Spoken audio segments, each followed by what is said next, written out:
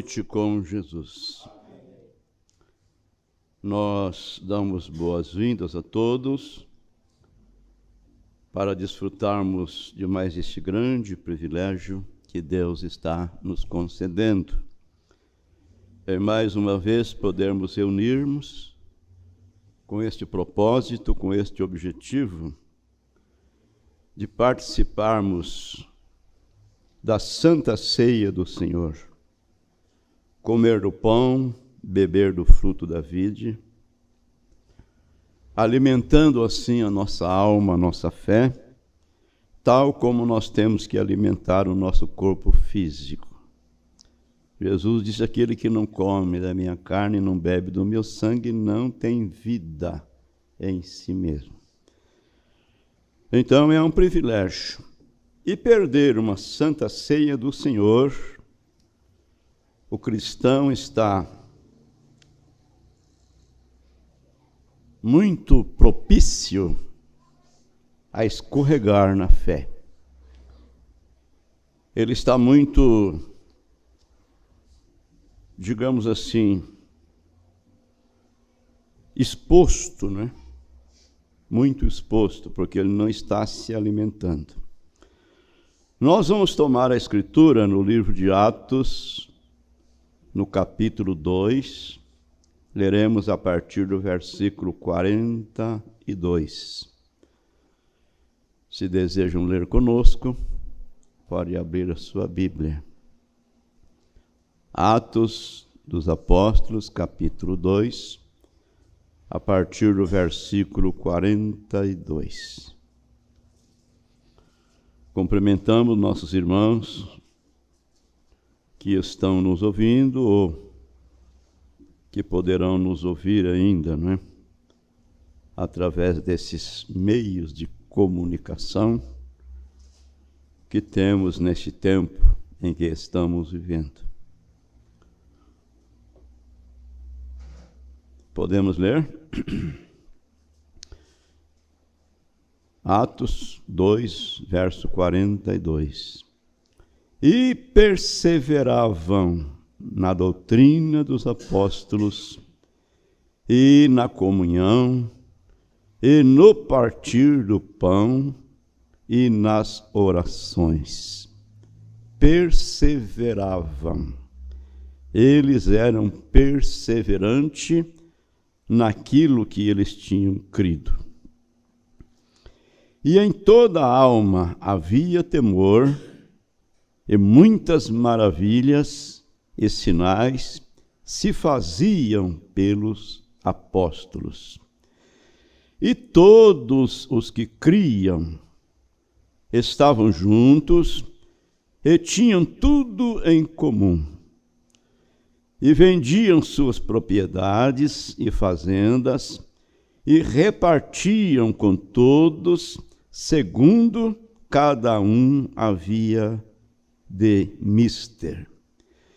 E perseverando unânimes todos os dias no templo, e partindo pão em casa, comiam juntos com alegria e singeleza de coração, louvando a Deus e caindo na graça de todo o povo. E todos os dias acrescentava o Senhor à igreja aqueles que se haviam de salvar. Amém. Senhor Deus, damos graças a Ti, bom Pai, como já dissemos, pelo grande privilégio que o Senhor está nos concedendo, em virmos à Tua casa, nesta tarde, deste primeiro dia da semana, com este propósito, com este objetivo em nosso coração. Vamos para a ceia do Senhor.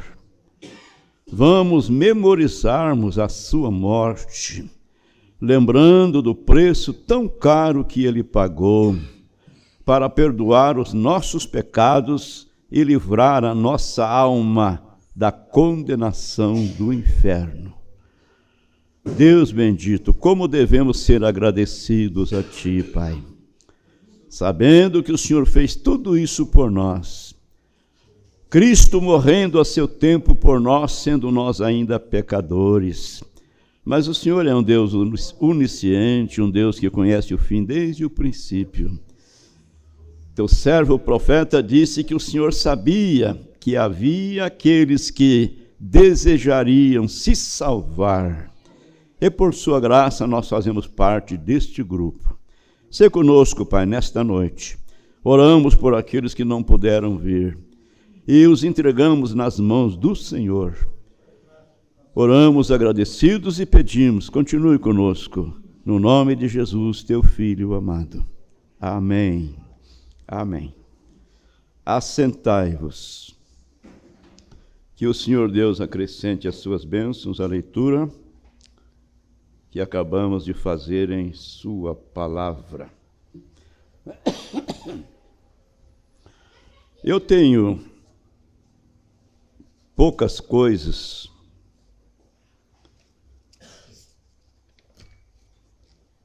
da mensagem do profeta para meditar juntamente convosco nesta tarde.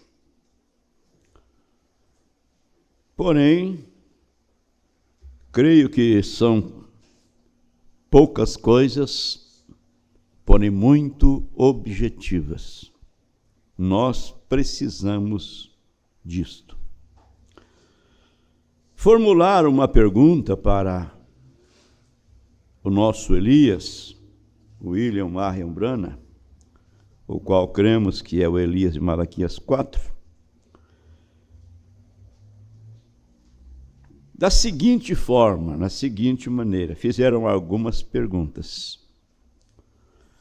Pode encontrar em algum lugar onde os apóstolos participaram da comunhão depois do Pentecostes?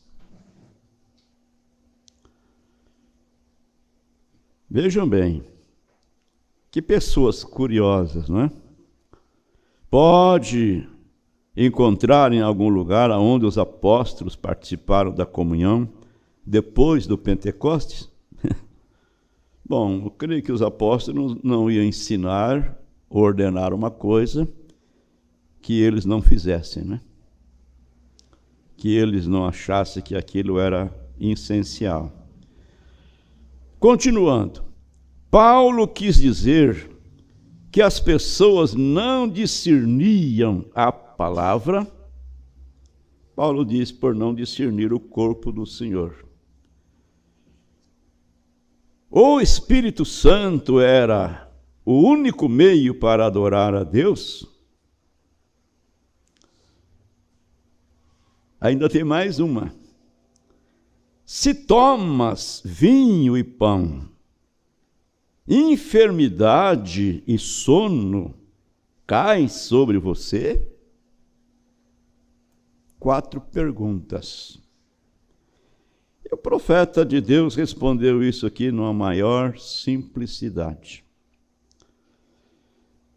Então ele disse: eu desejo que você agora volte comigo, ou melhor, agora aqui é talvez um lugar onde creio que a querida pessoa que perguntou isto, creio que não há dúvida que o fez ou que o faz com sinceridade profunda no que pergunta.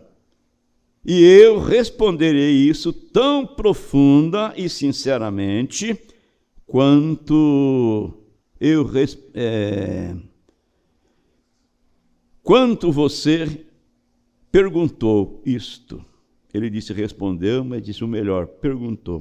Então ele crê que a pessoa fez estas perguntas com bastante sinceridade em seus corações, e o profeta prometeu respondê-la da melhor maneira, não é? Tal como a pessoa fez a pergunta com sinceridade, o profeta também queria responder com sinceridade. Então ele diz: eu desejo que você agora volte comigo ao livro de Atos, no capítulo 2. E nós começaremos com o verso 42. Começaremos, como eu disse, com o verso 42. Agora recordem, eu não creio que eu possa dizer exatamente onde as Escrituras dizem que Paulo tomou a comunhão e Pedro então chegou e a tomou. O profeta disse que ele não podia encontrar nas Escrituras ou saber aonde isso estava, que Paulo e Pedro tomaram a comunhão. Mas quando eles falaram ou falavam à congregação, de uma maneira geral, a cada uma delas, eu não creio que Paulo pregasse algo dizendo-lhes que o fizessem sem que ele não houvesse feito antes. Assim sendo, em Atos encontramos isto. E perseveravam na doutrina dos apóstolos. Amados, os vencedores, todos os vencedores da batalha da vida, você lendo a Bíblia, você verá isto, que foram pessoas que souberam que somente pela fé, a esperança, a obediência à palavra de Deus, poderiam alcançar seus objetivos. Não vivendo pelas metades, mas com perseverança. Amém. Então, a Bíblia está dizendo, em Atos capítulo 2, que naquele dia acrescentaram-se quase 3.000 almas, não é? E perseveravam na doutrina dos apóstolos. Todos os ensinamentos dos apóstolos são ensinamentos do Espírito Santo. Porque Atos dos Apóstolos quer dizer atos do Espírito Santo através dos apóstolos. Então vejamos, observem, eles perseveravam, a igreja toda, o corpo completo. Perseveravam na doutrina dos apóstolos e conjunção, e no partir do pão. Esta é a comunhão, a santa ceia do Senhor. E nas orações, os apóstolos, os quais eram os pregadores, eles perseveravam em sua doutrina, de partir o pão, a comunhão, e na comunhão, nas orações. Então, se isto lança fora a comunhão dentre os apóstolos, se isso quer dizer que os apóstolos não tomaram a comunhão, então lança fora também a oração, porque eles perseveravam no partir do pão, nas orações, não é isso? Então, se isso tira fora uma coisa, então tira também a outra. Vê? Lança também a oração entre os apóstolos. Vem? Agora, continuemos a leitura. Esses sinais se faziam pelos apóstolos. Todos os que criam estavam juntos e tinham tudo em comum. E vendiam suas propriedades e fazendas, e repartiam com todos, segundo cada um havia de mister. Repartia com os necessitados. Vendiam suas propriedades, eu imagino casas e fazendas, e sítios e chácaras, e depositava aquele dinheiro, entregava aquilo para os apóstolos, para que eles repartissem com quem tinha necessidade. O profeta diz: isso é vida eterna. O profeta de Deus disse isso para nós: isso é vida eterna. Vida eterna é viver para os outros. Eu, às vezes, tenho uma referenciazinha ali, eu digo, viver também para os outros. Mas o profeta não diz também. Disse, vida eterna é viver para os outros. Que Deus ajude a nossa fé. Então nós vemos aquele acontecimento, não é? De Ananias e Safira, que venderam sua herdade, sua propriedade, por uma quantia de dinheiro, e fizeram um acordo entre si, combinaram entre si. Ora, não vamos falar que nós vendemos essa propriedade por esta soma de dinheiro. Vamos dizer que vendemos apenas pela metade. E foram lá, ele foi depositar isso lá nos pés dos apóstolos, dizendo, olha, eu vendi a minha propriedade por isso aqui, ó. Meu Deus. Os apóstolos, não sei qual deles, disseram, olha, por que mentistes ao Espírito Santo? Por que mentiste? Deus sabe todas as coisas. Nosso Deus não é Deus de brincadeira. Ele é um Deus que leva a sério. O profeta disse a sua palavra. Deus leva a sério a sua palavra. Deus leva a sério os seus mandamentos. E a pessoa, por exemplo, que acha que isso não é a verdade, acha que isso não é necessário, pode até viver tal como eu e você, ou até melhor que nós. Mas o juízo está vindo aí, com certeza. Então, o irmão Branham continua nos dizendo, essa era a doutrina dos apóstolos e da igreja primitiva. Cada vez que eles se reuniam, eles tomavam a comunhão, a santa ceia do Senhor. Cada vez. Agora eu sei que vocês, pessoas cristãs, que vão à igreja cristã, à igreja cambelita, como nós sabemos, porque há duas delas. Uma é a igreja de Cristo e a outra é a igreja cambelita, duas delas. Vocês dizem, nós tomamos isto cada domingo de manhã. Bom, eu ouvi aí um boato que alguém disse que tomar a comunhão, tomar a ceia, é jantar com a família, né? Sentar em torno da mesa com esposa e filhos, está tomando a comunhão. Então essas igrejas, elas tomavam a comunhão todos os domingos, o profeta está mostrando para nós. Tomando isto cada domingo, veja bem, de manhã. Nós temos as escrituras sobre isto. Então o profeta diz, vocês têm uma melhor escritura sobre isso, que a que temos o tabernáculo Brana. O tabernáculo Brana a toma uma vez ao mês, mas a escritura é, frequentemente, quando eles se ajuntavam, eles tomavam a comunhão. Isto é certo. Isto é cada vez.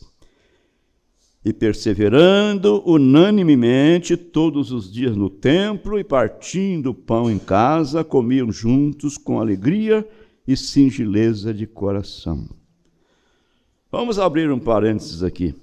Se nós pudéssemos tomá-la todos os domingos, nós faríamos isso com muito prazer. Mas vamos tomar a Santa Ceia uma vez por mês. Muita gente ainda acha difícil. Falta discernimento. Falta uma unção de Deus, falta uma esperança, uma fé mais profunda. naquilo que estão professando que creem. Perseverando unanimemente todos os dias no templo e partindo o pão em casa, comiam juntos com alegria e singeleza de coração. Vê? Cada vez que os apóstolos tinham estas reuniões de oração, se reuniam no templo, de casa em casa. Cada vez que eles se reuniam, eles partiam o pão e tomavam a comunhão. Agora, Paulo, aqui em 1 Coríntios, profeta diz, nós podemos também ler isto, 1 Coríntios, onde nós usamos aqui para a comunhão. Ele disse, vou ler isto, talvez isto te ajude. 1 Coríntios, capítulo 11, ouçam. Paulo diz, porque recebi do Senhor o que também vos ensinei. Quem recebe de Deus vem e ensina para o povo, é um profeta. Ele torna-se a boca de Deus aqui na terra. Então Paulo estava dizendo, porque eu recebi do Senhor o que também vos ensinei. Que o Senhor Jesus, na noite em que foi traído, tomou o pão. Jesus reuniu com os seus discípulos, onde ele tomou a Páscoa, sendo a última Páscoa e a primeira Santa Ceia. Ele, logo depois que eles terminaram aquele ato de comunhão, a Bíblia diz que, tendo eles cantado um hino, partiram para o Monte das Oliveiras. E foi lá que Judas chegou na frente para trair a Jesus, para entregar a Jesus para os seus algozes. Então Paulo está dizendo isso para nós. Meu Deus.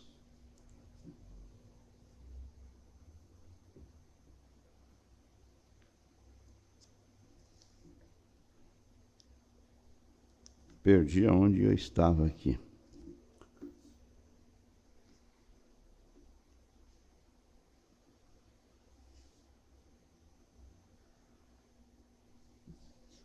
Virei a página, né? Isso. Porque eu recebi do Senhor o que também vos ensinei, que o Senhor Jesus, na noite que foi traído, tomou o pão, e tendo dado graças, o partiu e disse, tomai, comei, isto é o meu corpo que é partido por vós. Fazei isto em memória de mim. Semelhantemente também, depois de cear, tomou o cálice, dizendo, agora o cálice, o profeta abre parênteses e diz, agora o cálice. Este cálice é o Novo Testamento no meu sangue. Fazei isto todas as vezes que beberdes em memória de mim. Porque todas as vezes que comerdes este pão e beberdes este cálice, anunciais a morte do Senhor até que venha. Vê? Isto é uma comunhão. Eu sei e estou de acordo que o corpo do Senhor, a palavra vivente, é Cristo mesmo.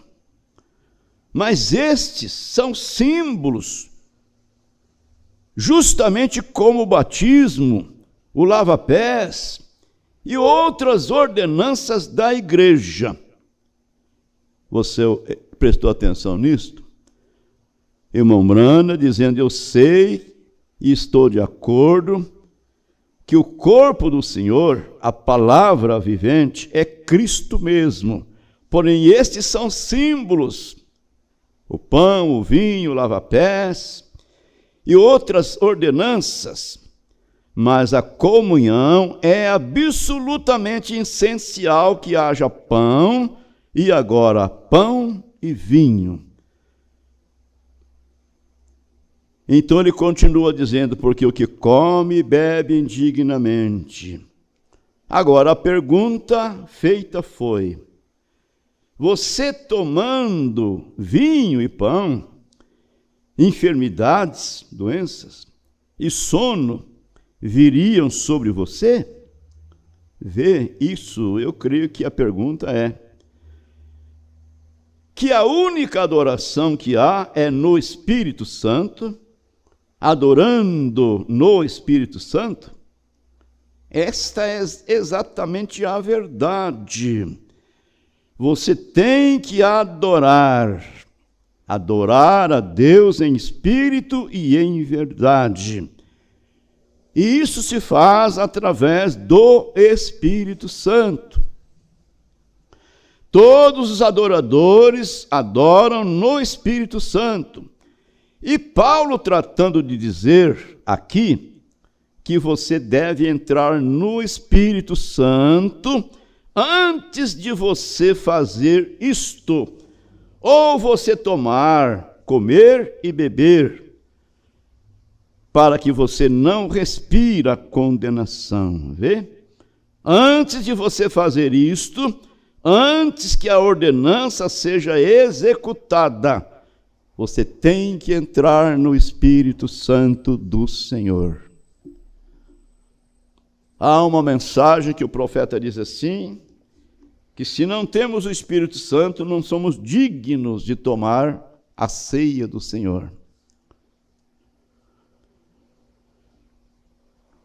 Que o Espírito Santo vivifique isso em nosso coração, para que isso não venha se tornar para nós um costume, né? Uma rotina costumeira. Porém, se entramos no Espírito Santo, se entramos na presença de Deus e fazemos como a Bíblia nos ensina, examine-se, pois, o homem a si mesmo. Quando fala no homem, fala também na mulher, é claro. Examine-se, pois, o homem a si mesmo, e assim coma deste pão e beba deste cálice. Faça um inventário. Não deixe por menos. Julgue-se a si mesmo. Se nós julgarmos a nós mesmos, não seremos julgados por ele. Mas se nós não julgarmos a nós mesmos, então vamos ser julgados por ele. Com certeza. Então o profeta continua dizendo, agora eu quero reforçar isto. Tenho aqui um escrito de Josefos, onde ele diz que os cristãos primitivos, após a morte de Jesus, que eles foram considerados canibais, porque eles tomaram o corpo do Senhor e o comeram. Josefos, que era um escritor, um grande homem, pensou, quando eles diziam que estavam comendo do pão e bebendo do fruto da vide, o corpo e o sangue de Jesus, então eles pensavam que eles tinham desenterrado o corpo de Jesus, cortado em pedaços, e agora então eles estavam comendo o corpo do Senhor Jesus. Eles pensavam que eles o tinham desenterrado e o haviam cortado em pedaços e estavam comendo aquilo, porque eles estavam participando da comunhão. Agora veja, ora, estas escrituras, como Paulo disse aqui, examine-se, pois, o homem a si mesmo, e assim coma deste pão, veja, e assim coma deste pão. Coma deste pão. Agora, eu sei que Jesus é o pão da vida. Amém.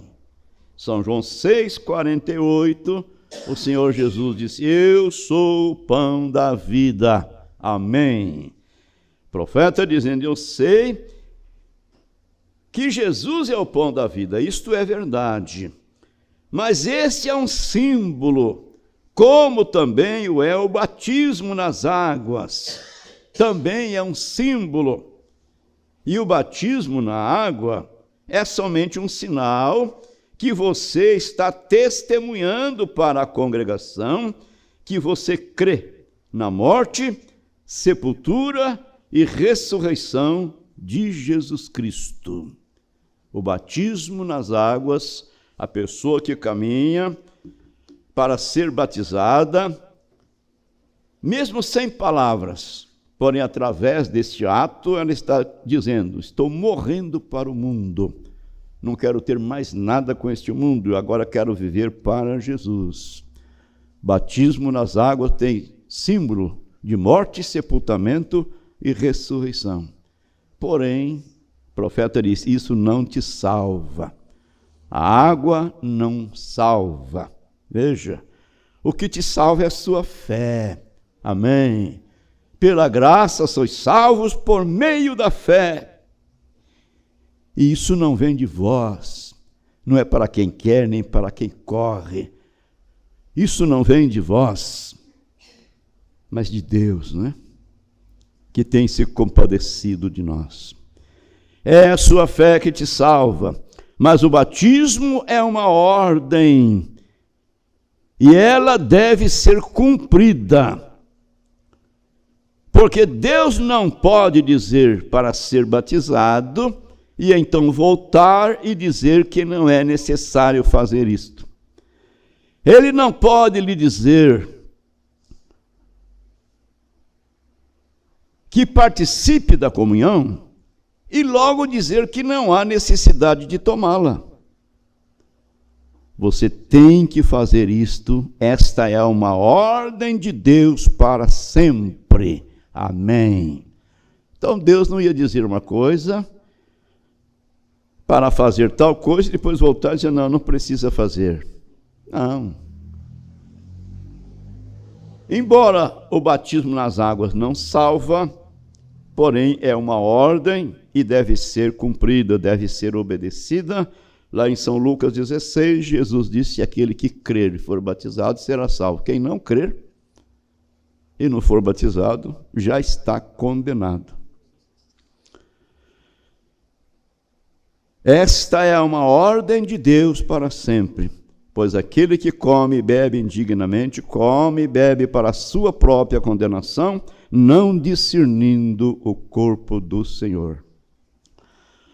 Agora vê você ali, volta outra vez a referir-se ao cristianismo, que está tratando de tomar a comunhão e não está em Cristo, não está no companheirismo do Espírito Santo.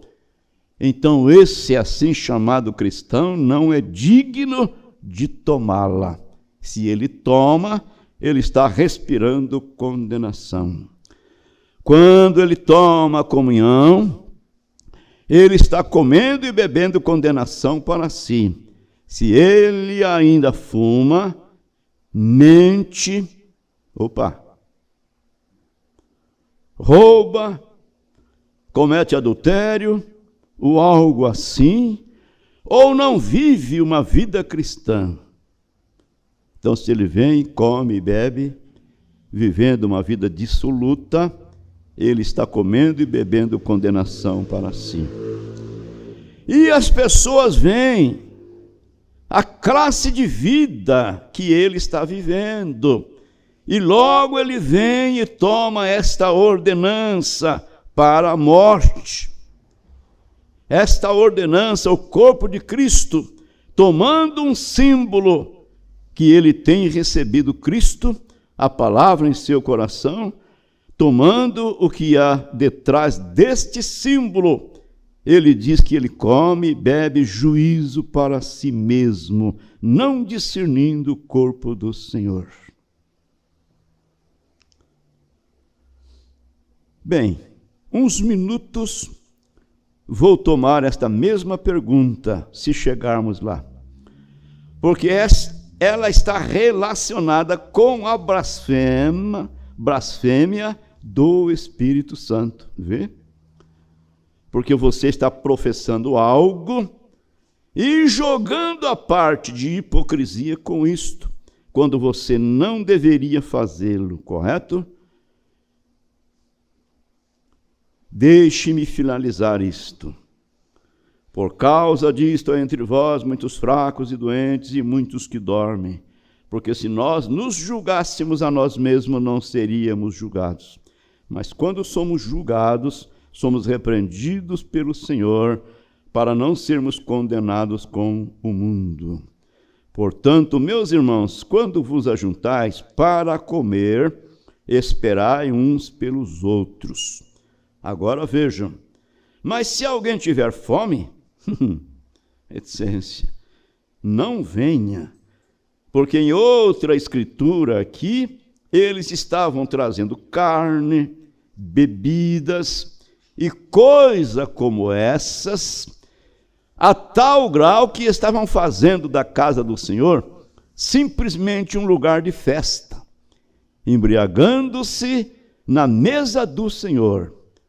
Vocês se recordam disto aqui no livro aos Coríntios? Eles se embriagavam. Paulo disse, um come, outro embriaga-se na mesa do Senhor. Porém, Paulo lhes disse aqui, se alguém tiver fome, coma em casa, para que vos não ajunteis para a condenação. Quanto às demais coisas, ordená-las-ei quando for.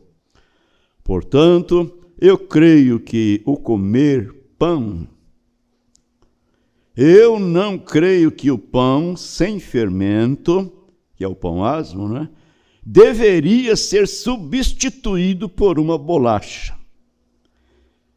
Eu creio que deve ser um pão santo, sem levedura, como um tipo do pão sem levedura que foi feito no Egito.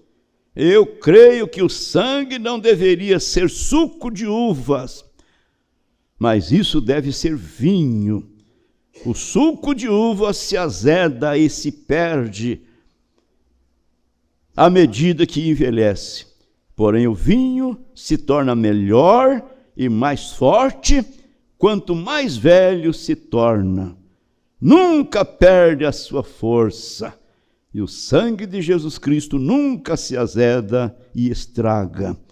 À medida que envelhece, isso se torna forte e melhor para o crente. E isto é um vinho e um pão literal. O pão para a comunhão deverá ser feito por pessoa que se dedica e se consagra a Deus. Amém. Estou abreviando aqui para nós irmos para a mesa do Senhor.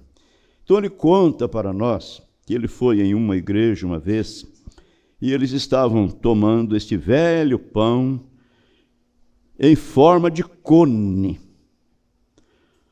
onde os pecadores estavam maldizendo e com comportamento duvidosos, e de modo sujo, e cortavam aquele velho pão e passavam aquilo com uma certa classe de um suco de frutas para beber. Para mim, aquilo foi ridículo. Eu creio que isso deve ser exatamente da maneira que a Escritura diz que isso deveria ser, e não variar nenhum tio das Escrituras.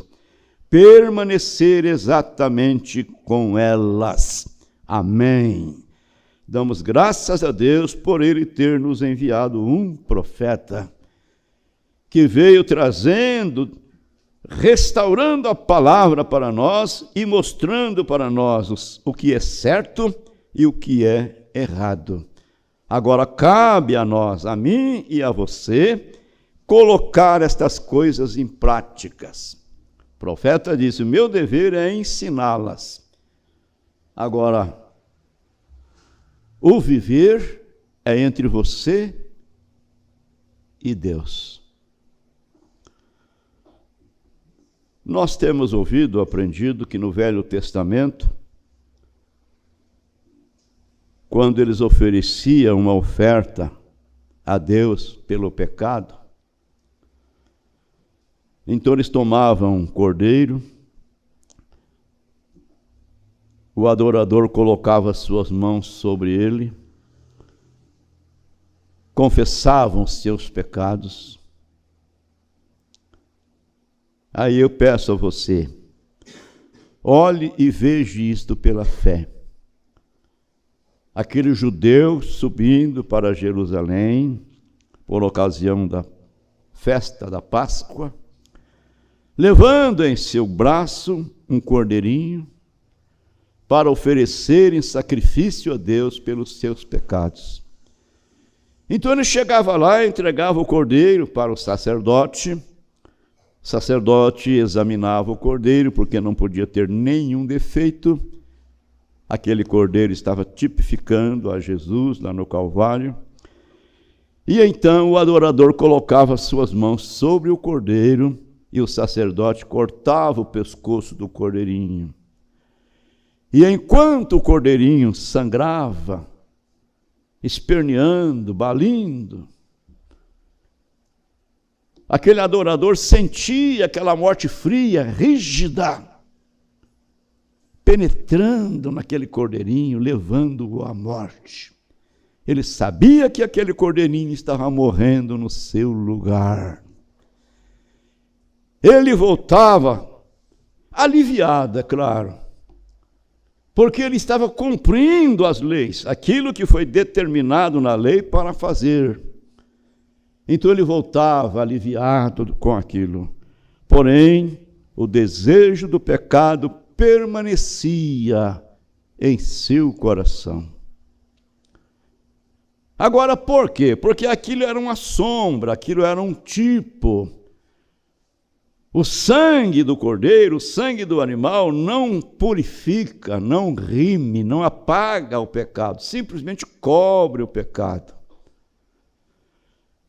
Porém, aquele cordeirinho, tal como o cordeiro de Abel, era um presságio daquele dia do Calvário, onde o Cordeiro de Deus, o Senhor Jesus Cristo, o Cordeiro de Deus que tira o pecado do mundo, iria morrer naquela cruz, derramar o seu sangue, não para cobrir os nossos pecados, mas para remir os nossos pecados. Então, irmão, se estamos em Cristo, que coisa! Nós estamos livres do pecado, nós estamos libertos do pecado. Por isso a Bíblia diz: agora nenhuma condenação há para aqueles que estão em Cristo Jesus, que não andam segundo a carne, mas segundo o Espírito. Amém? Então você é uma pessoa perfeita. Tenho tantos problemas, tantos altos e baixos. Como é que eu sou perfeito? Você é perfeito nele. Jesus Cristo é a sua perfeição. Amém? Então o profeta de Deus diz assim: quando um homem, pela fé, vem e coloca as suas mãos sobre a cabeça de Jesus Cristo, o Cordeiro de Deus, o verdadeiro Cordeiro de Deus que tira o pecado do mundo, coloca as suas mãos sobre a cabeça de Jesus Cristo e sente o seu sofrimento pelos seus pecados, tal como aquele adorador sentia aquela morte fria, rígida, matando aquele cordeirinho, e ele sabia que o cordeirinho estava morrendo no seu lugar. Então vamos pela fé até o Calvário. A Bíblia diz: todas as vezes que comerdes este pão e beberdes deste cálice, anunciais a morte do Senhor até que ele venha. Vamos pela fé até o Calvário. E veja o que ele fez por você, veja o que ele tem feito por nós. Quando um homem pela fé vem e coloca as suas mãos sobre a cabeça de Jesus Cristo e sente o seu sofrimento pelos seus pecados, então quando aquela célula sanguínea que foi rompida no Calvário, veja, não apenas a vida de um ser humano volta, mas a vida de Deus volta disto e te faz um filho e uma filha de Deus. Que Deus ajude a nossa fé. Com essa fé, nós reconhecemos o que somos. Essa igreja reconhecerá o que ela é. Eu sempre digo: você não pode se assemelhar com um crente de qualquer uma dessas igrejas. Não estamos jactanciando em nós mesmos, não. Nós estamos jactanciando nele, em Jesus Cristo. Aleluia! Deus tem nos colocado em um nível muito mais alto. Graças a Deus. Bondoso Deus, em nome de Jesus Cristo, Pai. É o que nós precisamos neste dia, nessa hora em que nós estamos vivendo. É de um levantamento de fé, Pai, para colocarmos o Senhor continuamente diante de nós. Colocar o Senhor em primeiro lugar na nossa vida. Aleluia. Colocar o Senhor lá no profundo do nosso coração. O Senhor tendo a preeminência. O Senhor dando ordens e nós obedecendo. Quando o Senhor dá um sinal dizendo vai, então nós iremos. Se o Senhor disser dando um sinal não vá, nós não iremos. Não importa o que aconteça, nós queremos servir e honrar ao Senhor. E agora, bom Pai, vamos para a mesa do Senhor.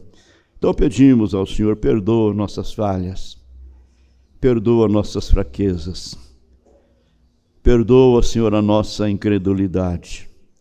Não somos incrédulos porque cremos em Ti, cremos na Sua palavra. Mas muitas vezes em nosso viver, nós agimos como se fôssemos incrédulos. Então pedimos ao Senhor, perdoa, Pai.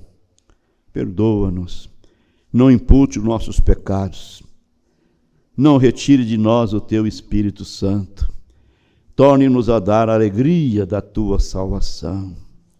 No nome de Jesus Cristo nós oramos a Ti. Amém, Senhor. Amém.